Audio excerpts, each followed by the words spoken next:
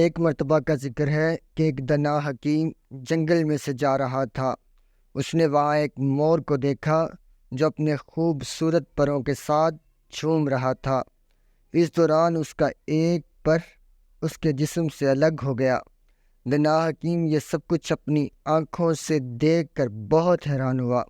وہ مور کے پاس گیا اور اس کو مخاطب کر کے کہا، اے اس کائنات کے خوبصورت پرندے، کیا تجھ میں عقل نہیں ہے کہ تو اپنی حسین پروں کو جو خوبصورتی کا شاہکار ہیں اس بے دردی سے اپنے جسم سے الگ کر رہا ہے؟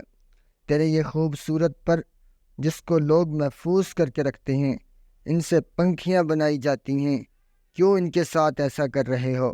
یہ بہت انمول ہوتے ہیں۔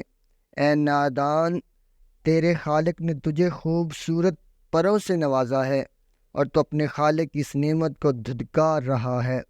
کیا تیرے اندر غرور آ گیا ہے جو اپنے رب کی نعمت کو اس طرح اپنے جسم سے دور کر رہا ہے؟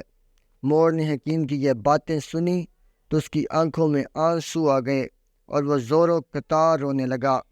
مور کے یوں رونے سے حکیم بھی بہت دکھی ہو گیا اور وہ اپنی باتوں پر نادم ہوا کہ میں نے کیوں اس بیچارے مور کا دل دکھی کیا۔ مور نے حکیم سے کہا، اے اللہ کے نیک بندے، کاش تو میری حالت سمجھ سکتا اور جان سکتا کہ میں نے کیوں ایسا کیا ہے۔ تو نے میری بات سنے بغیر ہی مجھے مجرم قرار دے دیا۔ حکیم اس مور کی طرف متوجہ ہوا اور اس کی باتوں پر غور کرنے لگا۔